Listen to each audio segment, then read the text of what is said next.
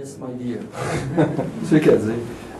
Un sondage qui a été publié ce matin nous tient en partie responsable comme étant celui qui a fait avorter le projet d'amphithéâtre. Vous vous sentez comment par rapport à ça? D'abord, je suis désolé qu'il y ait cette confusion. Deuxièmement, le projet d'amphithéâtre n'est pas avorté. Pour tous ceux qui ont suivi un peu le dossier, surtout ceux qui ont regardé la commission, la question d'ailleurs a été posée par mon collègue Éric Kerr. Il n'y a aucune raison pour ne pas commencer à construire l'amphithéâtre. Donc, j'encourage la population du Québec, j'encourage la population de la ville de Québec de prendre le téléphone, de prendre le courriel, envoyer des messages d'appui et d'encouragement au maire Labombe pour commencer à construire l'amphithéâtre. C'est la première chose à faire. Tout le monde le dit. Les commentateurs avisés de la scène sportive, les gens du Parti libéral du Québec, Monsieur le ministre a dit, écoutez, attendez pas, commencez à le construire, puis on va travailler avec vous pour obtenir une équipe de la Ligue nationale de hockey. Tout ce que j'ai fait avorter, c'est une mauvaise entente illégale entre M. Labombe et Québécois. Je comprends que M. Labombe est triste parce qu'il a un peu perdu la face, mais il n'a que lui-même à reprocher.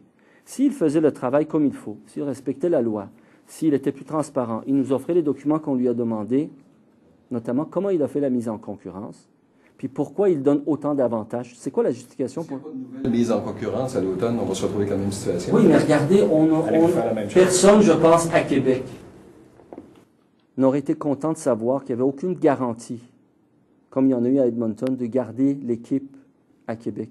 M. Labombe n'y a pas répondu, M. Pellado n'a pas répondu. Moi, j'ai posé la question. Pourquoi vous ne offrez pas une garantie de 25 ans pour la durée du contrat de gestion, de garder...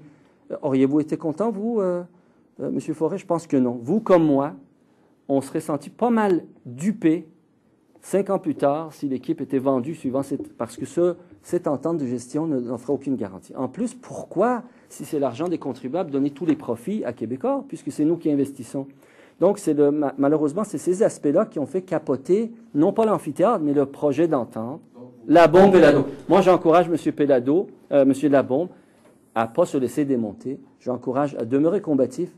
Et s'il est combatif, il commence à construire dès aujourd'hui son amphithéâtre. Donc, pour vous, vous considérez que les Québécois ont mal compris lorsqu'ils vous tiennent responsable d'avoir fait avorter les... Non, il y a plein de gens au Québec, dont 50% des citoyens de la ville de Québec consultés par un sondage un peu plus indépendant, mettons, de Québécois, qui ont dit que l'entente, là, ils étaient 50. La loi 204 de Mme Maltais, à la demande de M. Labombe, pour essayer de s'assurer que cette entente-là tienne, n'était pas bonne. Ils n'étaient pas d'accord. Donc, entendons-nous, là, quand on dit tous.